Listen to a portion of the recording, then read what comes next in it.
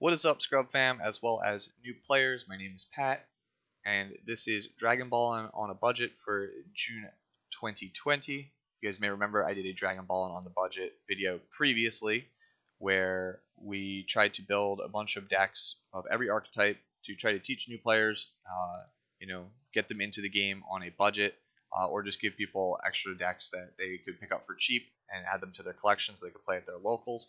One of the big criticisms that I got in that past video was that most of the decks were around the $80 to $100 price point, which is about the price of a booster box, and most people said that wasn't really in their budget. So in this video, we decided to go much lower than that. In fact, this idea originally came about from trying to see if we could build all of the decks for $100 or less. And I'm not quite sure on the numbers, but I think we came reasonably close. So in this video, there will be 5 decks that we can basically build on a budget for new players to try to learn the ropes of the game, as well as, more casual and intermediate players give you another deck again to take to your locals to try and play for fun. Some of these are basically going to be a blast from the past, so hopefully you guys enjoy it. And as always, before we get into the video, got to thank the sponsor, Alec Pastrana over at BeardedCollectibles.com. Check out Bearded Collectibles for all of your sealed product needs. So let us jump in to the video. First up is Gold Frieza. This is, you guys might remember, one of the decks from the last time around. Not too much has changed, and originally I wasn't going to pick it, but one thing to highlight with this leader is that, one, Emperor of Universe 7, which you'll see in the bottom center of your screen, is a very powerful win con that has never really seen too much competitive play despite how good it is. That card is criminally underrated, criminally underplayed, and super cheap, and it's also really good in the set 10 format, which we are going into in just 1 month's time. It is amazing against the new Unison cards, so it is definitely something to look forward to. Also, the Broly chain, which you'll see in the bottom right-hand corner of your screen, the final evolution piece, Broly Explosive Wrath, is one of the only cards in the entire game that can answer Unison cards. As always, this Frieza is really, really good at playing, the mid-range and control game. He's really simple to play, draws a lot of cards. He lets you make a lot of mistakes with your energy with his ability to switch out of energy to active mode. And he has access to Cold Bloodlust, which is a restricted card that is one of the best cards ever printed. So this is a very cheap deck that has lots of options. General playline is to use Frieza's Call on turn 1 in order to get a Frieza Malicious Streak, which you will then use to get either Infernal Emperor Frieza or Avenging Frieza based on your life situation. Lots of other tech Frieza options for the mid game and late game, such as Spiteful Strike and Biding His Time. And then obviously you have the double-edged sword Frieza into Frieza Universe or Emperor of Universe 7 as your main finisher. Again, Broly as your backup control finisher. And then obviously if you want a third finisher or just a generic good stuff package, Zamasu Sacred Disbelief is one of the best mid-range and control super combos in the game. That, along with the 2 Crusher Balls in the deck, will allow you to, on turn 5 or later, play Chilled the Cruel relatively cheap as a way to close out the game. He's just a big beater that you can play for no energy if the game goes long enough. So again, really, really good deck. Really good to learn the ropes of the game. It just gets better the better you get as a player. $22.11. Really good deck for this cheap, right? So let's talk about upgrades. Obviously, these are the cards that we couldn't fit because they are just way too expensive. Originally got the idea to try to play Gold Frieza because of John Connor talking about how good Universe 7, Emperor of Universe 7 Gold Frieza was, and his Doggo's version of Golden Frieza. Obviously, I would have loved to have brought that list to you guys, but it is obviously way too pricey for a budget video. Universe 9 Assemble runs about $10 a piece and is used to get Ro and Chapil, which are honestly only about 5 cents each. And then we have Bergamo Ferocious Roar, which is obviously the best card to pull the whole package together of tapping your opponent out, the Universe 9 strategy. And those run about $40, which is pretty crazy when you think about it. The last 2 cards on here, Saiyan Instinct, Son Goku. If you are a new player, you will eventually want to pick this card up if you are trying to make the transition to the highest competitive levels. This is basically a staple in every deck. Right now, it is super overpriced, but Bandai did announce a reprint, and when we have more details on how those are going to be able to be obtained because of the whole pandemic thing, the price I expect will go down considerably. So if you're patient, it'll basically pay off. Lastly, we have Great Ape, Bardock Raiders Warcry, another yellow staple, and it's like, I'd say like $40, $50 right now. but it's getting reprinted in a month at a much lower rarity. So if you're being patient, you can definitely pick up the anniversary box sometime, I believe, in July or August. That will let you pick this card up for much, much cheaper. So next up, let's talk about Scuffle Time Denday. This is a popular deck that has had some success over the years in regional levels and local levels as well. The deck gets its namesake from tongue-tied. It gets its namesake from the two cards Scuffle Time Mr. Boo and Scuffle Time Son Goten. How the deck actually operates: it's an aggro deck that's trying to bully your opponent with lots of 2-drop attackers early on in the game. You'll use Denday's burst ability to put cards into your drop area and search for Purunga's Dragon Balls, which are actually cheaper than regular Dragon Balls based on TCG Player low. So you'll get your Dragon Balls, you'll try to awaken, and you will try to use the free wish mechanics from Son Goku Energy Restored in order to use cards like Assembling the Squad and Fount of Spirit to play Scuffle Time Son Goten, as well as Trunks Hope of the Saiyans in order to close out the game. Turn 1, you were really looking to play Scuffle Time Mr. Boo, so you really want to mulligan for it and try to have it. So that turn 2, you can play Scuffle Time Goten from your hand, and then either a free Font of Spirit or a free Assembling the Squad to get another Scuffle Time Goten to get multiple attacks in. Again, Goten is basically the workhorse of the deck. As for other combos in the deck, you have Denday Astute Savior to search for the missing Scuffle Time piece if you're in trouble, or Hidden Power East Supreme Kai, which is a great card for you to close out a game, especially for any aggro shell. It basically gives something double strike when you combo with it, as long as you make sure you declare that the person you're using it on gains double strike. Finally, last card in the deck is Infernal Villainy Cell, which is just a cheap cantrip that will let us push through damage using cards like Hidden Power East Supreme Kai. Total cost of the deck, $27.73. The bulk of this is basically taken up by the Trunks Hope of Saiyans promo, which you don't really need, but I find that it gives you some extra reach that you might want. The big takeaway here is the Senzu Bean. If you've purchased the Vegeta starter deck that just came out for Series 10, this is a card you definitely are going to want for that Vegeta deck. This is basically a blue staple and one of the top 3 most played cards ever. So think of it as a future investment. If you were a fan at all of blue, then you definitely want to try to pick up a deck like this so that you can get Senzu Bean, mess around with this deck, kind of learn the ins and outs of it. And then when you're done with it, you can basically take the Senzu Bean out and move it to another deck. As for cards that we are currently missing, obviously Trunks Hope of the Saiyans was really expensive, and I didn't want to drive the budget up too much. You can obviously add more of that if you want. And then Ultra Instinct, Goku's Kamehameha, is just a strictly better version of the Infernal Villainy Cell that's in the deck. It just costs like $5 a piece, so we didn't want to use it over a obvious 8-cent cell for budget reasons. And then the last 2 cards on this list, Final Hope Slash, is a card that's coming out in Series 10. That's a super rare that I expect to be reasonably cheap because people don't really want it. And Barrier of Hope are answers to Son Goku Striving to Be the Best, which was a card that came out around set 5 or set 6 that really hoses this deck. And if you start to play this deck and do well with it, your locals, then obviously your opponents are probably going to start bringing in that Striving to Be the Best. And these are some of the only answers the deck has that can actually get rid of it. So things to keep in mind. Next up is another blast from the past. We have Red Gogeta Aggro. This list is basically a modified, lower rarity version of our own Frisco Faz's deck that he played at Nationals 2019, the North American Finals.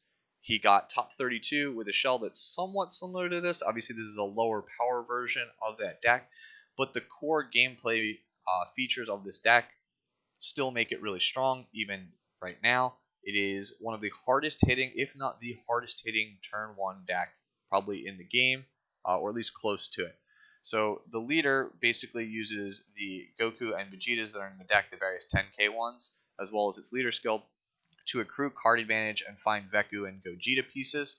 And a typical turn 1 will usually have used the leader skill to draw some cards, potentially take some life, and then you'll play any of the 1-cost battle cards that you see in your top row in order to attack for 1 to 2 damage, as well as the leader swinging for 1 damage. And then you're going to fuse the Goku and Vegetas in your hand for the Veku the Fragile and the Veku Contents Under Pressure. An optimal best case scenario turn is going to be 1 damage from your leader, 2 damage from Saiyan Kaba, 1 damage from Veku the Fragile, and 1 Veku from Contents Under Pressure. So you've done 5/8 of your opponent's life on turn 1 if you go second. That is really, really powerful, and the leader has a built-in win condition to be able to give himself double strike as well as shutdown counter options, as well as a number of other great finishers in the deck, such as SSB Gogeta Fusion Onslaught, which will basically burn your opponent for 2 life if you set it up correctly. This is a really simple deck that draws a lot of cards. You're just trying to go fast with the cheap Goku and Vegetas, as well as the Trunks and Kaba in the deck, until you get to turn 4 and fuse up and become Gogeta. Really simple deck, really effective. The cost of the deck, $12.91. It's not bad at all for a deck that can easily have something between 12 and 14 cards by like turn 2, turn 3. Really, really good deck overall. And it's one of the most beginner-friendly decks I think you can possibly play. So definitely give this one a shot.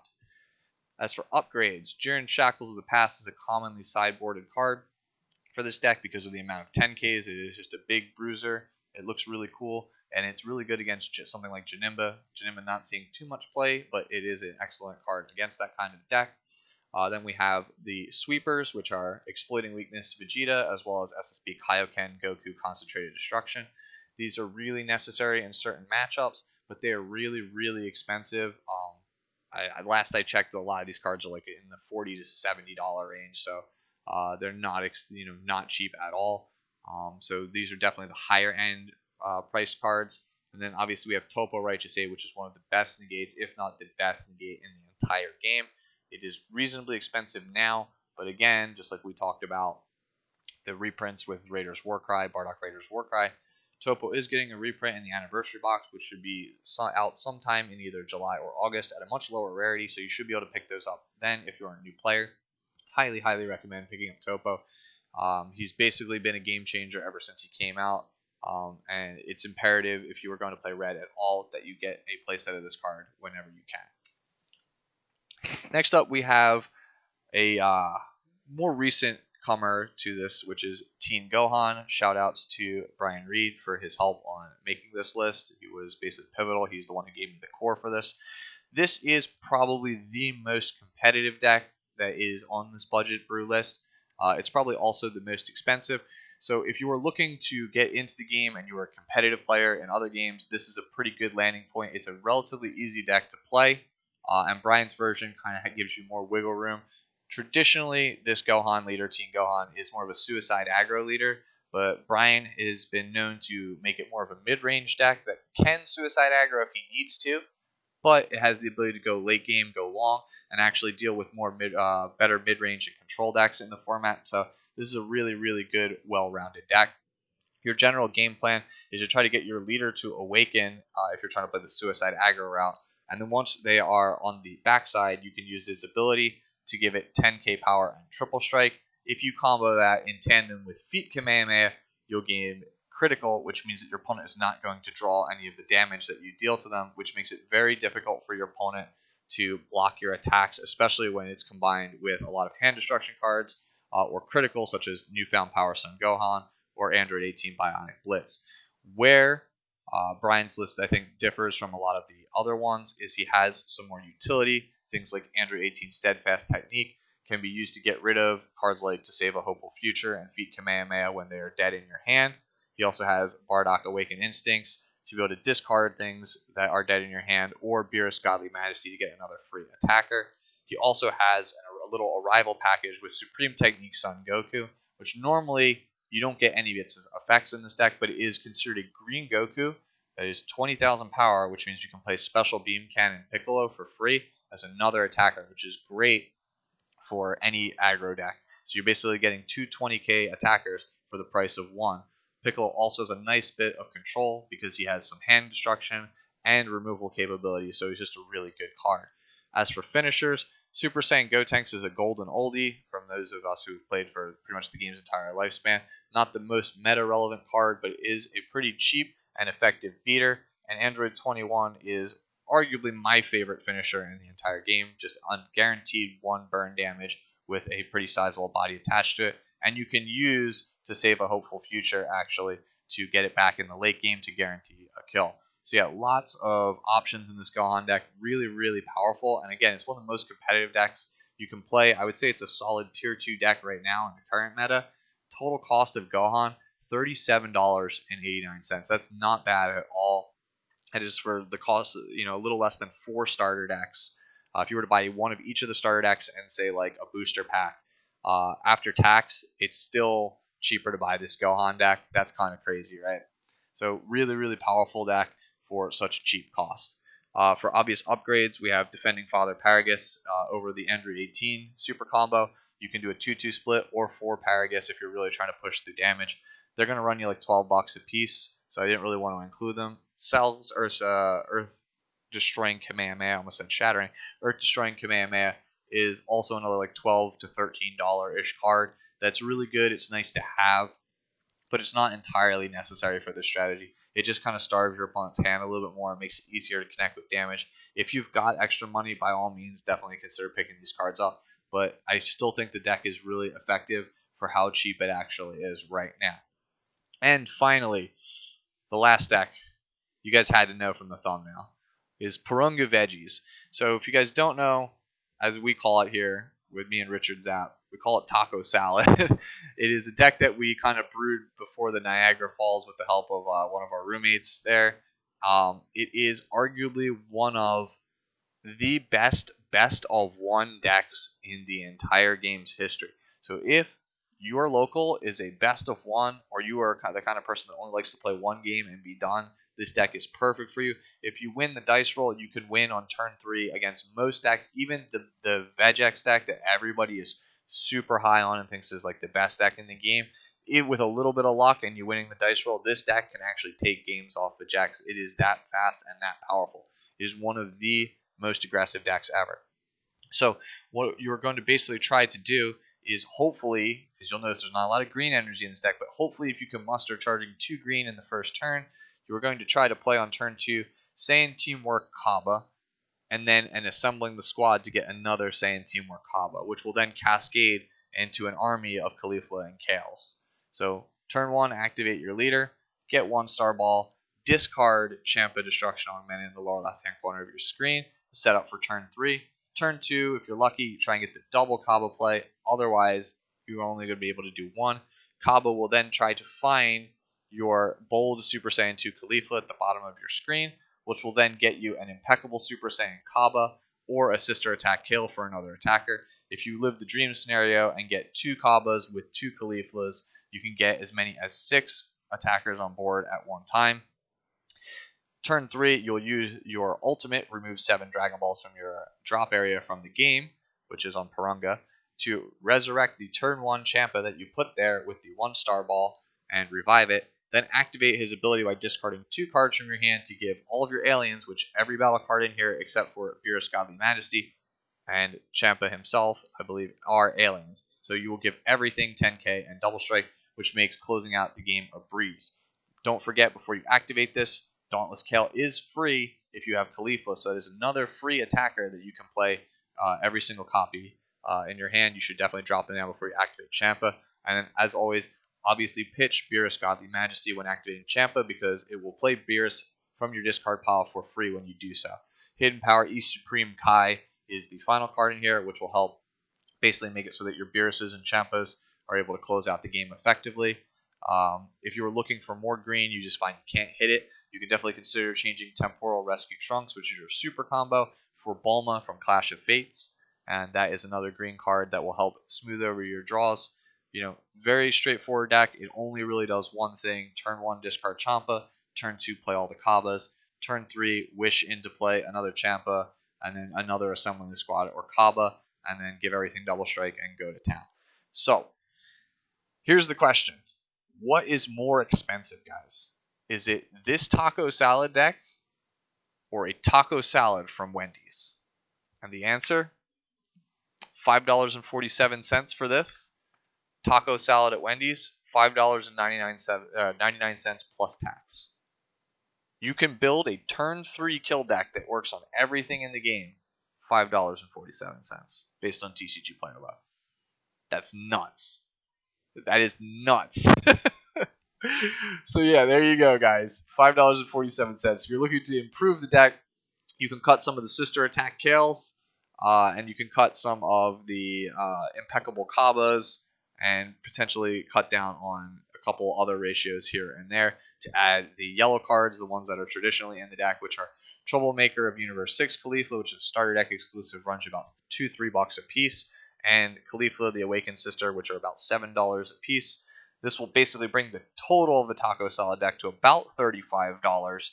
You will get obviously better mileage out of these cards.